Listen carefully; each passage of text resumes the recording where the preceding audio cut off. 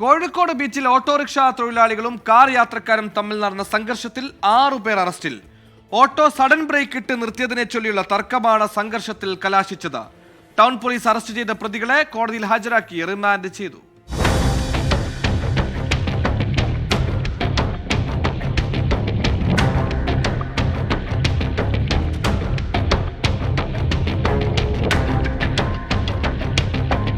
നടക്കാവിൽ വെച്ച് auto sudden brake ഇട്ട് നിർത്തിയതിനെ ചൊല്ലിയുള്ള തർക്കമാണ് പിന്നീട് സംഘർഷത്തിൽ കലാശിച്ചത്. അടിപിടിയെ തുടർന്ന് ഓട്ടോ തൊഴിലാളികൾ സംഘം ചേർന്ന് കാർ യാത്രക്കാരനെ കോഴിക്കോട് ബീച്ചിൽ വെച്ച് മാരകായുധങ്ങൾ ഉപയോഗിച്ച് അതിക്രമിക്കുകയായിരുന്നു. ഓട്ടോ ഡ്രൈവർമാരായ മുഹമ്മദ് റാഷിഖ്, ജംഷീർ, ദിലീപ്, ഷമീർ എന്നിവരെയും ഓട്ടോ തൊഴിലാളികളെ വീൽ സ്പാനർ കൊണ്ട് വധിക്കാൻ ശ്രമിച്ച മനുപ്രസാദ്, ഫാസിൽ രാജ് എന്നിവരെയുമാണ് ടൗൺ പോലീസ് അറസ്റ്റ് ചെയ്തത്. കേസിൽ കൂടുതൽ പ്രതികൾ ഉൾപ്പെട്ടതായി പോലീസ് പറഞ്ഞു.